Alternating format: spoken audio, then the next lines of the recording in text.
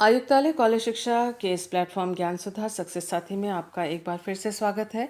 आइए आज हम करते हैं आरपीएससी असिस्टेंट प्रोफेसर के केमिस्ट्री पेपर 1 के एमसीक्यूज, जो कि इजी हैं पेपर 2 के तुलना में, लेकिन फिर भी हम इसे इसलिए कर रहे हैं ताकि आप में से अधिक विद्यार्थी आरपीएससी के इस असिस्टेंट प्रोफेसर वाले कॉम्पिटिटिव एग्जामिनेशन में बैठने के लिए प्रेरित हो सकें। याद कर लेते हैं कि -I प्रभाव वाले समूह कौन कौन से थे। ये लिस्ट है जिसमें इलेक्ट्रोनेगेटिव ग्रुप्स शामिल हैं। -I प्रभाव वाले समूह इसलिए कहा जाता है क्योंकि ये इलेक्ट्रॉन आकर्षी हैं और जिससे इनके ऊपर एक नेगेटिव चार्ज, जो कि डेल्टा नेगेटिव चार्ज है, आंशिक चार्ज है, वो उत्पन्न होता है। इसलिए इन प्रभाव के आगे माइनस का साइन लगता है। उसी तरह से इलेक्ट्रॉन दाता समूह, जो कि अधिकतर एल्किल समूह होते हैं, और क्योंकि इलेक्ट्रॉन दान करते हैं आंशिक रूप से सिग्मा बंध के द्वारा, सिग्मा बंध के माध्यम से इनके ऊपर आ जाता है डेल्टा प्लस चार्ज, और यही वजह है कि इनको +I प्रभाव वाले समूह कहते हैं। प्रेरणिक प्रभाव जो है वह सिग्मा बंध के आंशिक विस्थापन, partial displacement of sigma electrons के प्रभाव को कहा जाता है, जो कि एक स्थायी प्रभाव है। आइए देख लेते हैं पहला question. The groups showing electron releasing inductive effect. Electron निर्मोची यानी इलेक्ट्रॉन दाता समूह, यानी उनके ऊपर आएगा प्लस चार्ज और उन्हें कहा जाएगा +I प्रभाव वाले समूह।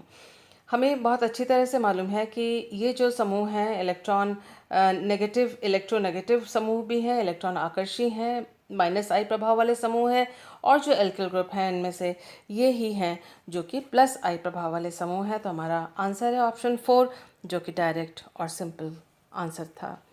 इससे पहले कि हम नेक्स्ट क्वेश्चन को करें, याद कर लेते हैं कि इलेक्ट्रोमेरिक प्रभाव किसे कहते हैं, इलेक्ट्रोमेरिक इफेक्ट किसे कहते हैं।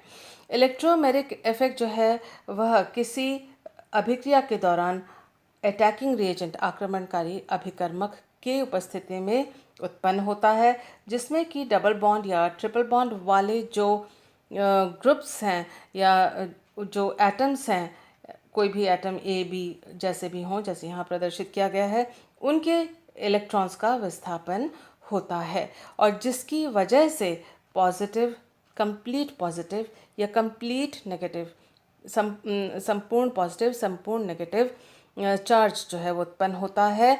और जैसे ही अटैकिंग रिएजेंट समाप्त हो जाता है या चला जाता है या नहीं होता है, अनुपस्थित होता है, इलेक्ट्रोमेरिक प्रभाव नहीं प्रदर्शित होता। इलेक्ट्रोमेरिक प्रभाव को अभिक्रियाओं को समझाने के लिए यूज़ किया जाता है। हमारे पास है नेक्स्ट क्वेश्चन, क्वेश्चन नंबर 47 है। ये 2016 में पूछा गया था। इसमें पूछा है निम्नलिखित में से इलेक्ट्रोमैग्नेटिक प्रभाव के लिए क्या सही नहीं है। कुछ ऑप्शंस हमें दिए हुए हैं और कौन सा सही नहीं है, यानी कौन सा गलत है। पहला है presence of multiple bond is essential. बहुबंध की उपस्थिति आवश्यक है। हाँ, आवश्यक है, करेक्ट है ये। Outer attacking reagent is required. बाह्य आक्रमणकारी अभिकर्मक की आवश्यकता है। यह एक स्थायी प्रभाव है। यह स्थायी प्रभाव नहीं है, क्योंकि जैसे ही आक्रमणकारी अभिकर्मक चला जाता है या समाप्त हो जाता है या अनुपस्थित होता है, तो ये प्रभाव भी समाप्त हो जाता है। पाई इलेक्ट्रॉन युग्म अन्य परमाणुओं पर स्थानांतरित होता है। जी हाँ, स्थानांतरित होता है, इलेक्ट्रॉन शिफ्ट होते हैं और पॉजिटिव और नेगेटिव चार्ज एटम्स के ऊपर आते हैं। तो हमारा आंसर था ऑप्शन 3, जो कि काफ़ी आसान था। इससे पहले कि हम इसका नेक्स्ट क्वेश्चन आज का करें, याद कर लेते हैं कि बेंजोइक एसिड में अम्लता क्यों है। देखिए, कोई भी एसिड जो कि आसानी से प्रोटॉन देता है, वो उसकी अम्लता अधिक होती है, और इस प्रोटॉन के निकलने के बाद जो एनायन बनता है उसका स्थायित्व यदि अधिक हो तो एसिडिटी अधिक होती है, और अगर उसका स्थायित्व कम हो तो एसिडिटी या अम्लता कम होती है। जो इलेक्ट्रॉन विड्रॉइंग ग्रुप हैं, क्योंकि यहाँ माइनस चार्ज है, कार्बोक्सिलेट आयन का एग्जाम्पल हमने यहाँ लिया हुआ है जिसके ऊपर माइनस चार्ज है। इलेक्ट्रॉन विड्रॉइंग, इलेक्ट्रॉन आकर्षी समूह इस माइनस चार्ज को विस्थापित करते हैं और इसको स्टेबल बनाते हैं, जिसकी वजह से अम्लता जो है वो बढ़ती है। इलेक्ट्रॉन दाता समूह जो है वो इस माइनस चार्ज को और बढ़ा देते हैं, उसके कंसंट्रेशन को बढ़ा देते हैं और इसको अनस्टेबल कर देते हैं और अम्लता को घटा देते हैं। इसके साथ ही आइए देखते हैं कि हम ऑर्थो इफेक्ट किसे कहते हैं। देखिए ये कुछ एग्जांपल्स हैं। बेंजीन में ये कुछ ग्रुप लगे हुए हैं जो कि इलेक्ट्रॉन डोनेटिंग यानी इलेक्ट्रॉन दाता और इलेक्ट्रॉन विदड्रॉइंग यानी इलेक्ट्रॉन आकर्षी समूह, दोनों प्रकार के एग्जांपल्स हमने लिए हुए हैं। और पीके वैल्यूज़ हमने उनका ऑर्थो मेटा पैरा पोजिशन पे देख रहे हैं हम यहाँ पर। तो पीके वैल्यू जो है हमें मालूम है कि पीके वैल्यू जितनी कम होगी एसिडिटी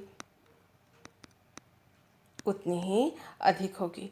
हम यहाँ देख रहे हैं कि जैसे नाइट्रो ग्रुप जो कि इलेक्ट्रॉन आकर्षी है, उसके ऑर्थो पोजीशन का पीके वैल्यू 2.2 है, यानी अम्लता काफ़ी अधिक है। और यहाँ आप देख सकते हैं पैरा पोजीशन पे या मेटा पोजीशन पे पीके वैल्यू उतना कम नहीं है, यानी एसिडिटी उतनी अधिक नहीं है।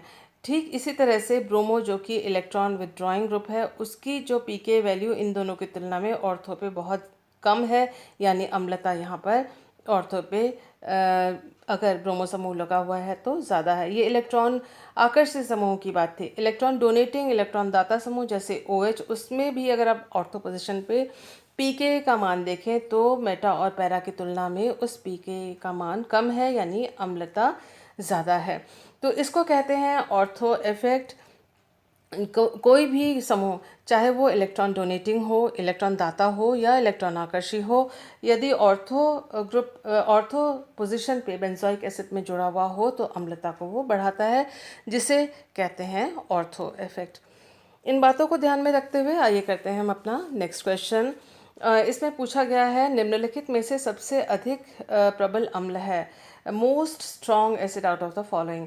तो ये कुछ 4 एग्जांपल्स हमको दिए हुए हैं, ऑप्शंस हमें दिए हुए हैं। सबसे पहले जो हमें देखना होता है वो कि इलेक्ट्रॉन दाता समूह कौन से हैं, वो एसिडिटी को घटाते हैं। यहाँ हम देख सकते हैं एमिनो ग्रुप है, NH2 ग्रुप जो कि इलेक्ट्रॉन दाता है, एसिडिटी को घटाएगा, तो इसका ये स्ट्रॉन्ग एसिड नहीं बनाएगा, इससे हमने काटा।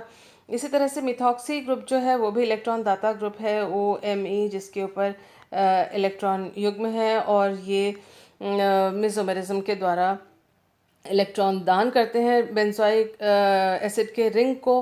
तो कार्बोक्सिलेट जो बेंजोइट आयन है उसको वो अनस्टेबल कर देते हैं और अम्लता को घटाते हैं। तो इन दोनों का नाम जो है हमने अपने लिस्ट में से हटा दिया, पैरामिथॉक्सी को और मेटा एमिनो को। हमारे पास बचा है 2 ऑप्शन, ऑर्थोनाइट्रो और पैरानाइट्रो यहाँ पर बचा हुआ है। हमने अभी पढ़ा है। हालांकि नाइट्रो ग्रुप जो है वो इलेक्ट्रॉन आकर्षी समूह है और स्टेबिलिटी देता है बेंजोइट आयन को या कार्बोक्सिलेट आयन को। तो ऐसे में हम देख रहे हैं कि ऑर्थो इफेक्ट जो है वो यहाँ काम आएगा और डिसाइड करने में आंसर कौन सा है। पैरा की तुलना में ऑर्थो नाइट्रोबेंजोइक एसिड की अम्लता अधिक होगी क्योंकि ऑर्थो इफेक्ट इसमें होता है। तो हमारा आंसर है ऑप्शन 1, जो कि काफ़ी आसान था। इससे पहले कि नेक्स्ट क्वेश्चन करें, याद कर लेते हैं मेसोमेरिज्म किसे कहते हैं। मेसोमेरिज्म जो है पी या पाई बॉन्ड ऑर्बिटल्स का दूसरे पी और पाई ऑर्बिटल के साथ ओवरलैप के द्वारा बनता है। कुल मिलाकर कहने की बात यह है कि जो पी इलेक्ट्रॉन्स या पाई इलेक्ट्रॉन्स हैं उनका संयुग्मित द्विबंधों के द्वारा मॉलिक्यूल में विस्थापन होने के प्रभाव को, इस प्रोसेस को मेसोमेरिज्म कहा जाता है। हमें मालूम है कि जो इलेक्ट्रॉन आकर्षी समूह होते हैं उनको प्लस प्रभाव वाले समूह और इलेक्ट्रॉन दाता समूह जो होते हैं उनको प्लस प्रभाव वाले समूह कहा जाता है और इलेक्ट्रॉन आकर्षी समूह को -m प्रभाव वाला समूह कहा जाता है। तो ये इलेक्ट्रॉन डोनेटिंग ग्रुप हैं जिनके ऊपर हम देख सकते हैं कि या तो पाई बॉन्ड है या अधिकतर ये सिर्फ पाई बॉन्ड वाला ये अकेला समूह यहाँ पर है और बाकियों में आप देख सकते हैं कि इनके ऊपर एक ना एक एटम होगा ऐसा जिसके ऊपर लोन पेयर ऑफ इलेक्ट्रॉन्स होंगे। इसके अलावा जो -m प्रभाव यानी इलेक्ट्रॉन आकर्षी समूह हैं वो उनमें डबल बॉन्ड या ट्रिपल बॉन्ड होगा, जैसे कि नाइट्रो ग्रुप, इसमें डबल बॉन्ड है, यहाँ डबल बॉन्ड है, इन सभी में डबल बॉन्ड है। तो डबल बॉन्ड वाले समूह जो हैं वो -m प्रभाव प्रदर्शित करते हैं और pH को छोड़ के बाकी ये सारे जो हैं ये प्लस एम प्रभाव वाले समूह है। इसमें सिर्फ लोन पेयर ऑफ इलेक्ट्रॉन्स नहीं है, इनमें लोन पेयर ऑफ इलेक्ट्रॉन है, इसमें और इसमें लोन पेयर ऑफ इलेक्ट्रॉन्स नहीं है। तो आप देख सकते हैं कि इस तरह से आप इनकी पहचान कर सकते हैं। जो प्लस एम प्रभाव वाले समूह हैं वो ग्राउंड इलेक्ट्रॉनिक स्टेट या माइनस एम प्रभाव वाले समूह, यानी मीज़ोमेरिज्म जो है वो ग्राउंड इलेक्ट्रॉनिक स्टेट से ताल्लुक़ रखता है। तो इस प्रकार से इन इंफॉर्मेशंस को ध्यान में रखते हुए आगे देखते हैं। देखिए, ये लोन पेयर वाला ग्रुप है जिसमें ऑक्सीजन के ऊपर लोन पेयर है और मॉलिक्यूल में संयुग्मित द्विबंध है। और हम देख सकते हैं कि ये जो लोन पेयर ऑफ इलेक्ट्रॉन है वो संयुग्मन के द्वारा विस्थापित हो गया, जिसकी वजह से ऑक्सीजन के ऊपर यानी इस समूह के ऊपर एक प्लस चार्ज आ गया और इसे कहते हैं प्लस एम प्रभाव, क्योंकि इस ग्रुप के ऊपर आया प्लस चार्ज। इसी तरह से ये डबल बॉन्डेड वाला समूह है और ऑक्सीजन इलेक्ट्रोनेगेटिव है। डबल बॉन्ड के साथ इलेक्ट्रोनेगेटिव एटम की वजह से माइनस एम प्रभाव उत्पन्न हुआ, क्योंकि यहाँ पर मॉलिक्यूल में संयुग्मित द्विबंध है और आप देख सकते हैं कि माइनस चार्ज ऑक्सीजन के ऊपर आया है और मॉलिक्यूल जो बाकी मॉलिक्यूल है उसके ऊपर प्लस चार्ज आ गया है। क्योंकि यहाँ पर माइनस चार्ज आया है समूह के ऊपर, इसलिए इसे माइनस एम प्रभाव वाला समूह कहते हैं। इन बातों को ध्यान में रखते हुए करते हैं हम अपना next question, the group showing positive mesomeric effect. तो ये हमारे पास कुछ एग्जांपल्स दिए हुए हैं और पूछा है कि प्लस एम प्रभाव वाले समूह कौन से हैं। हमने अभी देखा कि अगर इलेक्ट्रोनेगेटिव एटम हो और डबल बॉन्ड हो तो ऐसे समूह जो हैं वो माइनस एम प्रभाव वाले समूह होते हैं। यहाँ पर भी ऑक्सीजन इलेक्ट्रोनेगेटिव है और डबल बॉन्ड है तो माइनस एम प्रभाव वाला समूह होगा। यहाँ पर भी C double bond O, oxygen electronegative और डबल बॉन्ड है तो माइनस एम प्रभाव वाले समूह हैं। ऑक्सीजन यहाँ पर सिर्फ लोन पेयर ऑफ इलेक्ट्रॉन इसके ऊपर है, कोई डबल बॉन्ड नहीं है। तो अगर हमें लिस्ट याद भी नहीं हो तो इस टेक्निक के द्वारा हम याद कर सकते हैं, समझ सकते हैं कि ये प्लस एम प्रभाव वाला समूह है।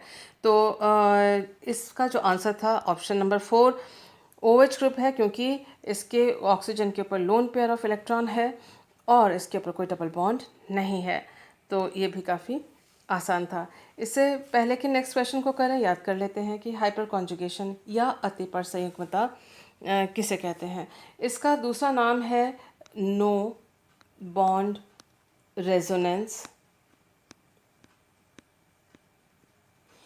ऐसा इसलिए क्योंकि रेजोनेंस नो बॉन्ड रेजोनेंस या हाइपर कॉन्जुगेशन के बाद आप यहाँ देख सकते हैं कि हुआ है हाइपर कॉन्जुगेशन ओवरलैपिंग के साथ और आप ये H+ आया है और इसका कार्बन के साथ कोई बॉन्ड नहीं है, जबकि इसका कार्बन के साथ पहले सिग्मा बॉन्ड था। तो ये हाइपर कॉन्जुगेशन की वजह से ये स्थिति हुई है। ये फ्री आयन या मुक्त आयन नहीं है, लेकिन ये इसके साथ जुड़ा हुआ है आकर्षण बल के द्वारा, लेकिन साथ में इसके साथ कोई भी बॉन्ड इस वक्त नहीं है, जिसकी वजह से हाइपर कॉन्जुगेशन को नो बॉन्ड रेजोनेंस के नाम से पुकारा जाता है। इसका एक और नाम है, वो साइंटिस्ट के ऊपर है, वो है बेकर नाथन इफेक्ट। तो इन दोनों नामों से भी इसको पुकारा जाता है। हाइपर कॉन्जुगेशन में कंप्लीट संपूर्ण इलेक्ट्रॉन विस्थापन होता है और इसमें सिग्मा जो ऑर्बिटल होता है, सिग्मा बॉन्ड होता है, सिग्मा बॉन्ड का अतिव्यापन खाली या फिर आंशिक रूप से खाली पी ऑर्बिटल के साथ ओवरलैपिंग होती है या पाई ऑर्बिटल के साथ ओवरलैपिंग होती है। तो जिसकी वजह से जो नया जो सिस्टम में जो नया ऑर्बिटल बनता है और अतिव्यापन के द्वारा उसकी ऊर्जा कम होती है और मॉलिक्यूल या सिस्टम स्थायी हो जाता है। आप देख सकते हैं यहाँ पर सिग्मा बॉन्ड है, यहाँ पर भी ये सिग्मा बॉन्ड है, ये खाली पी ऑर्बिटल के साथ ओवरलैप हुआ और ये नया ऑर्बिटल बना जो कि जिसकी एनर्जी कम है। फलस्वरूप कार्बन और हाइड्रोजन के बीच में कोई बॉन्ड नहीं रह जाता है। यहाँ कोई बॉन्ड सिग्मा बॉन्ड नहीं रह पाएगा जब ये अतिव्यापन होता है। तो आप यहाँ भी देख सकते हैं कि ये खाली ऑर्बिटल है और ये भरा हुआ ऑर्बिटल है, सिग्मा बॉन्ड है। इन दोनों का अतिव्यापन हुआ और कार्बन और हाइड्रोजन के बीच में ये अतिव्यापन हुआ और कार्बन और हाइड्रोजन के बीच में कोई बॉन्ड नहीं रहा। हाइड्रोजन के ऊपर आया पॉजिटिव चार्ज। इन बातों को ध्यान में रखते हुए आइए करते हैं हम अपना next question, what is not true for hyperconjugation. इन जो हमारे पास ऑप्शन है इनमें से कौन सा अति परसंयुग्मता के लिए सही नहीं है, यानी कौन सा गलत है, ये उन्होंने पूछा है। It is also called as no bond resonance, इसे शून्य बंध अनुनाद भी कहते हैं। जी हाँ, कहते हैं। It involves overlapping of sigma orbital with pi orbital और सिग्मा ऑर्बिटल का अतिव्यापन होता है, ये होता ही है, राइट है ये। It gives stability to the molecule, ये स्थायित्व प्रदान करता है, ये भी सही बात है। यह एक छद्म प्रकार का प्रभाव है, सूडो इफेक्ट है, ये सूडो इफेक्ट नहीं है, ये रियल इफेक्ट है और कई प्रकार के रिएक्शंस और प्रॉपर्टी को समझाने के काम आता है। तो इसकी वजह से कई रिएक्शंस और कई प्रॉपर्टीज़ दिखते हैं हमें मॉलिक्यूल्स के। तो जो हमारा ऑप्शन था कि नॉट ट्रू यानी गलत स्टेटमेंट कौन सा है, ऑप्शन नंबर 4, जो कि काफ़ी डायरेक्ट और इजी क्वेश्चन था। इससे पहले कि हम बॉइलिंग पॉइंट के ऊपर एक क्वेश्चन करें, याद कर लेते हैं कि वो कौन से कारक हैं जो बॉइलिंग पॉइंट को, क्वथनांक को प्रभावित करते हैं। उनमें से एक है इंटरमॉलिक्यूलर अट्रैक्टिव फोर्सेस, यानी दो अलग अलग भिन्न भिन्न मॉलिक्यूल्स के बीच में आकर्षण बल। अगर वो डाइपोल डाइपोल आकर्षण बल है, या फिर वो हाइड्रोजन बॉन्डिंग है, या फिर वो आयनिक बंध है, इन सभी में जो सबसे प्रबल है वो आयनिक बंध है, आयनिक अट्रैक्शन है। हाइड्रोजन बंध उससे थोड़ा सा कम और सबसे कम है डाइपोल। इसकी जो स्ट्रेंथ या प्रबलता सबसे कम डाइपोल डाइपोल इंटरैक्शन की होती है। तो उसी तरह से बॉइलिंग पॉइंट जो है सबसे कम तब होगा जब मॉलिक्यूल्स के बीच में डाइपोल डाइपोल इंटरैक्शन होगा। हमें मालूम है कि लिक्विड को वेपर में यानी द्रव को वाष्प में परिवर्तित करने के लिए मॉलिक्यूल्स को एक दूसरे से अलग अलग करना पड़ता है। उनके बीच का जो आकर्षण बल है उसे तोड़ने के लिए जो ऊर्जा चाहिए होती है वो बॉइलिंग पॉइंट है। तो आप देख सकते हैं कि हाइड्रोजन बॉन्ड अगर तोड़ना है हमें मॉलिक्यूल्स के बीच में, क्योंकि हम यहाँ देख रहे हैं अल्कोहल है, तो ऐसे में हाइड्रोजन बॉन्डिंग होती है। ये ऑक्सीजन जो है हाइड्रोजन के साथ बॉन्डेड है यहाँ सिग्मा बॉन्ड के द्वारा, और हमें मालूम है ये इलेक्ट्रोनेगेटिव है, ये इलेक्ट्रोनेगेटिव नहीं है। तो हाइड्रोजन जब किसी इलेक्ट्रोनेगेटिव एटम के साथ जुड़ता है तब हाइड्रोजन के ऊपर डेल्टा प्लस चार्ज आता है, ऑक्सीजन के ऊपर डेल्टा माइनस चार्ज आता है, और ये हाइड्रोजन किसी दूसरे मॉलिक्यूल में जिसके पास की लोन पेयर ऑफ इलेक्ट्रॉन है, अबंधित इलेक्ट्रॉन है, इलेक्ट्रॉन दाता समूह के एटम के साथ ये एक बॉन्ड बनाता है जिसे हाइड्रोजन बॉन्ड कहते हैं हम। और हाइड्रोजन बॉन्ड के कारण जो बॉइलिंग पॉइंट है वो हाई हो जाता है। तो इन बातों को हमने ध्यान में रखा और करते हैं हम अपना next question. Which of the following has highest boiling point, ये हमें 4 ऑप्शन दिए हुए हैं, किसका क्वथनांक सबसे उच्चतम है। हमने ये देखा कि एन पेंटेन में सिंपल 5 कार्बन एटम की श्रृंखला है, सीधी श्रृंखला, और इसमें कोई भी क्रियात्मक समूह वो ऑक्सीजन हाइड्रोजन के साथ बॉन्डेड इस तरह से कोई भी इलेक्ट्रोनेगेटिव एटम हाइड्रोजन के साथ बॉन्डेड नहीं है, तो इसमें हाइड्रोजन बॉन्डिंग नहीं होगी, इसका जो बॉइलिंग पॉइंट है वो कम होगा। डाईथाइल ईथर के मॉलिक्यूल्स के बीच में जो है, डाईथाइल ईथर मॉलिक्यूल्स के बीच में, जैसे कि आपने देखा अभी इससे पहले वाली स्लाइड में भी, तो डाईथाइल ईथर के मॉलिक्यूल्स के बीच में डाइपोल डाइपोल इंटरैक्शन होता है जो कि हाइड्रोजन बॉन्ड की तुलना में कम प्रबल है, इसलिए इसका भी उच्चतम बॉइलिंग पॉइंट या क्वथनांक नहीं होगा।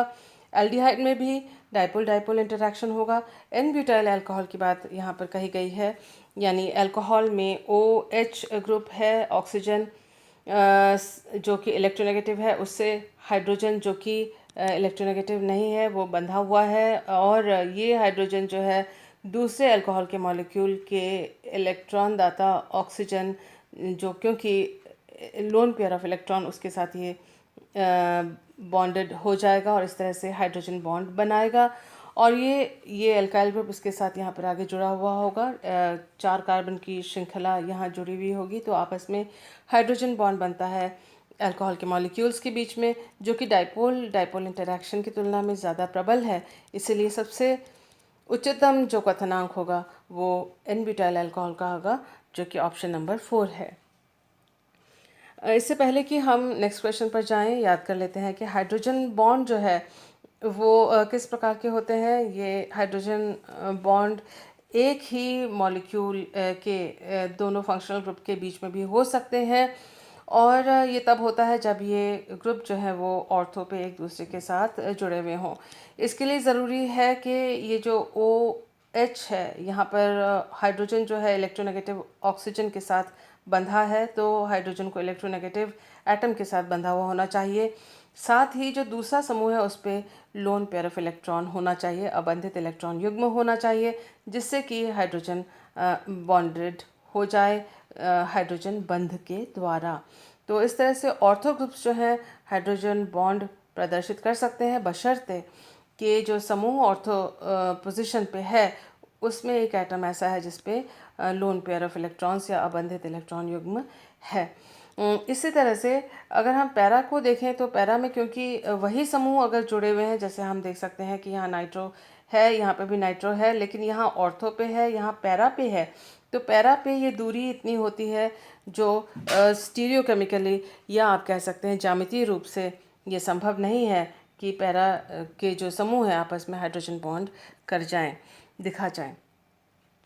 इसी तरह से आप इस वाले में भी देख सकते हैं कि जो ऑर्थो पोजीशन पे जो ग्रुप्स हैं, जैसे यहाँ पर हैलोजन है जो कि जिस पर इलेक्ट्रॉन युग्म है और जिससे हाइड्रोजन जो है जो कि OH हाइड्रोजन, क्योंकि इलेक्ट्रोनेगेटिव एटम से बॉन्डेड है ये, तो वो हाइड्रोजन बॉन्ड यहाँ प्रदर्शित कर सकता है। तो ऐसे मॉलिक्यूल जो कि ऑर्थो पोजीशन में आपस में ही एक मॉलिक्यूल के अंदर इंट्रामॉलिक्यूलर हाइड्रोजन बॉन्ड दिखाते हैं, और वही समूह अगर पैरा पोजीशन पे लगे हुए हों तो पैरा वाले जो हैं इंटरमॉलिक्यूलर यानी दूसरे मॉलिक्यूल के साथ हाइड्रोजन बॉन्ड बनाएंगे, और ऑर्थो वाले जो हैं आपस में एक ही मॉलिक्यूल के अंदर हाइड्रोजन बॉन्ड बनेगा, जिसकी वजह से ये दूसरे मॉलिक्यूल के साथ जुड़ा हुआ नहीं होगा, इसका बॉइलिंग पॉइंट होगा कम। ये दूसरे मॉलिक्यूल से जुड़ा हुआ होगा तो इसका बॉइलिंग पॉइंट या क्वथनांक होगा अधिक, क्योंकि इसे एक दूसरे मॉलिक्यूल से तोड़ने के लिए हाइड्रोजन बॉन्ड को अलग करने के लिए हाइड्रोजन बॉन्ड को तोड़ना पड़ेगा, जिसके लिए ज़्यादा एनर्जी चाहिए और बॉइलिंग पॉइंट हो जाती है हाई पैरा सब्स्टिट्यूटेड कंपाउंड्स में। तो अब इन्होंने हमें पूछा है which of the following compound has lowest boiling point, इनमें से सबसे कम जो क्वथनांक है, निम्नतम है क्वथनांक, वो किसका है। 4 ऑप्शन हमारे पास दिए हुए हैं और हम एकदम देखते ही नज़र आ रहा है ऑर्थोक्रिसॉल। ऑर्थोक्रिसॉल है, ये पैराक्रिसॉल है, ये पैराब्रोमोफिनॉल है, मेटाब्रोमोफिनॉल है। तो इसमें हम देख सकते हैं कि जो ऑर्थोक्रिसॉल है इसमें हाइड्रोजन बॉन्ड से ज़्यादा, जैसे पैराब्रोमोफिनॉल है ये hydrogen bond intermolecular hydrogen bond दिखाएगा, तो इसका बॉइलिंग पॉइंट ज़्यादा होगा। लेकिन ऑर्थोक्रिसॉल में क्या चीज़ है, ऑर्थोक्रिसॉल में हाइड्रोजन बॉन्ड के अलावा एक और फैक्टर काम कर रहा है, जैसे OH और CH3। हाइड्रोजन बॉइलिंग पॉइंट जो है लोएस्ट बॉइलिंग पॉइंट ऑर्थोक्रिसॉल का इसलिए होगा क्योंकि ये जो OH आसानी से किसी दूसरे मॉलिक्यूल, दूसरे बेंजीन रिंग, मैं इसको करेक्टली बनाती हूँ, OH जो है किसी और दूसरे क्रिसॉल के मॉलिक्यूल के साथ अगर ये हाइड्रोजन बॉन्ड बनाने जाए, ऐसे में त्रिविम बाधा आती है। इसीलिए ऑर्थो जो कंपाउंड होते हैं, ऑर्थो प्रतिस्थापित कंपाउंड होते हैं, वो इंट्रामॉलिक्यूलर हाइड्रोजन बॉन्ड बनाने की क्षमता न भी रखें तो भी दूसरे के साथ हाइड्रोजन बॉन्ड बनाने में त्रिविम बाधा प्रस्तुत करते हैं, त्रिविम बाधा या स्टेरिक हिंडरेंस एग्जिबिट करते हैं, दिखाते हैं, जिसकी वजह से दो अलग अलग मॉलिक्यूल के बीच में हाइड्रोजन बॉन्ड बनना कम संभव हो पाता है, उतनी प्रबलता से नहीं बन पाता, फेवरेबल कंडीशन नहीं होती, और अगर मॉलिक्यूल आपस में हाइड्रोजन बॉन्डेड नहीं हो तो उनका बॉइलिंग पॉइंट कम हो जाता है। कम ऊर्जा के द्वारा ही उनको एक दूसरे से लिक्विड स्टेट से वेपर स्टेट में, द्रव से वाष्प में परिवर्तित कर सकते हैं। तो इसलिए ऑर्थो का यहाँ पर बॉइलिंग पॉइंट जो है सबसे कम होगा, जो कि आसान सा आंसर था। So I hope this video was useful to you. Thank you for being with me.